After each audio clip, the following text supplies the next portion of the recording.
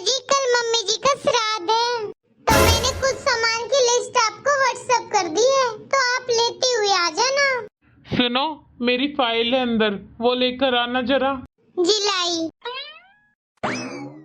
ये लीजिए आपकी फाइल। वरना आप एक काम करना, आज आप ना मार्केट पहुंचकर फोन कर देना, मैं मार्केट में ही आ जाऊंगी, फिर मिलकर सामान ले लेंगे।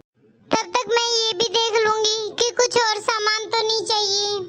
क्यों जी, सही कह रही हूँ ना? अरे मैं कब से बोले जा रही हूँ, आप कुछ बोलते क्यों नहीं? बता दो क्या करोगे? खुद ही सामान ले लोगे या मुझे फोन कर दोगे मार्केट पहुंचकर? अरे जवाब तो दो। अरे पायल, क्या जवाब दूं तेरी बातों का? तुझे तो पता है ना मैं क्या कहने वाला हूँ, फिर भी तू मुझसे बार बार क्यों पूछ रही है? अरे पूछूंगी क्यों नहीं, जवाब तो दे नहीं रही हो। देख पायल, इन्हीं सब बातों से हमारे बीच में झगड़ा हो जाएगा, इसीलिए मुझे ऑफिस जाने दे। अरे तुमसे तो अच्छी वो तुम्हारी छोटी बहन है, जिसने अपनी माँ की श्राद्ध की सारी तैयारी करी है इस बार। दुनिया क्या नाम रखेगी कि एक माँ का श्राद्ध उसके बेटे बहू नहीं कर रही, उसकी बेटी कर रही है। अरे आप भी बता दो आपके मन में क्या है, मैं उसी हिसाब से काम कर लूंगी। सुन पायल, मैं ये कहना चाहता हूँ कि करने दे मेरी माँ का श्राद्ध मेरी छोटी बहन को। अरे उसका पूरा पूरा हक बनता है, बल्कि तुमसे ज्यादा हक बनता है उसका। और पायल, तुम कौन से श्राद्ध करने की बात कर रही हो? अरे जिंदा थी जब तूने क्या किया था मेरी माँ के लिए, भूल गई क्या? कैसे परेशान करती थी मेरी माँ को तू, एक बार मेरी भी नहीं सुनती थी। मैंने तुझसे बोला था ना कि मैं मेरी माँ को मेरे साथ रखना चाहता हूँ। आखिरी वक्त में मैं चाहता था कि मेरी माँ मेरे पास रहे। अरे लेकिन तूने थोड़ा सा भी तरस नहीं खाया मेरी माँ पर। मैं तेरे सामने हाथ जोड़ता रहा कि मेरी माँ को रहने दे, उसकी तबीयत खराब है, अच्छा नहीं लगेगा कि बेटे के होते हुए वो इधर उधर भटके। लेकिन तुमने क्या कहा कि अगर तुम्हारी माँ इस घर में रहेगी तो इस घर में सबको वो बीमारी लग जाएगी। मेरी माँ के कोई ऐसी बीमारी नहीं थी जो एक दूसरे के फैले।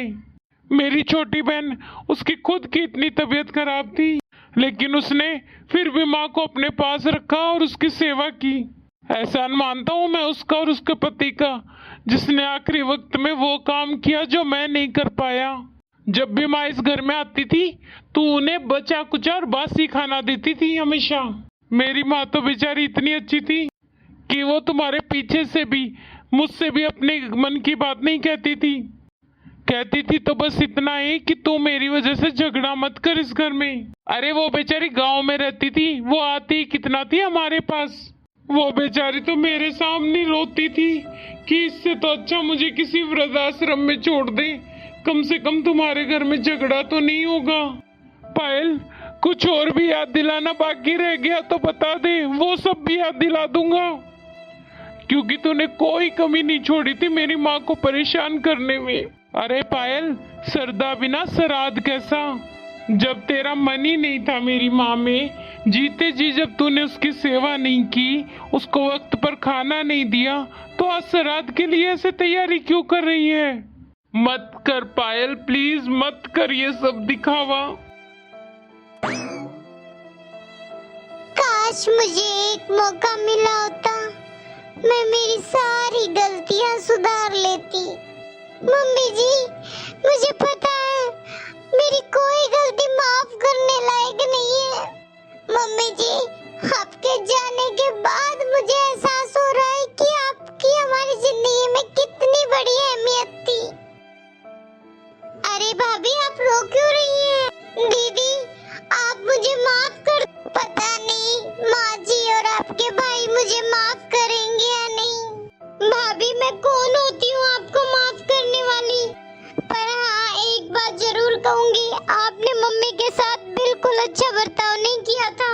अरे भाभी, अब पछताए क्या हो जब चिड़िया चुग गई खेत। अब तो वो वक्त ही चला गया है, अब दुखी होने से क्या फायदा। पता है भाभी, कितना मन कर कर मम्मी ने आपकी शादी भाई से करवाई थी, लेकिन आपने क्या किया मम्मी के साथ? उनको जीते जी कभी सुख चैन से रोटी नहीं खाने दी। और भाभी, आप तो मुझे भी मम्मी का कोई काम नहीं करने देती थी। आपको तो बस ये डर था कि लोग क्या कहेंगे।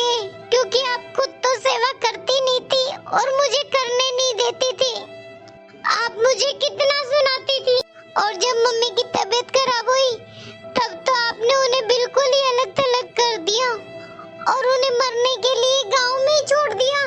हाँ दीदी मुझे सब याद है, पर क्या करूं, अब तो बस मेरी जिंदगी में पछताना ही रह गया है। आपके भाई ने आज तक मुझसे सीधे मुंह बात नहीं की है। जब से मम्मी गई है अलग ही दुनिया में रहते हैं वो। दीदी आप मुझे माफ कर दोगे तो मेरे सीने से थोड़ा सा तो दुख कम होगा।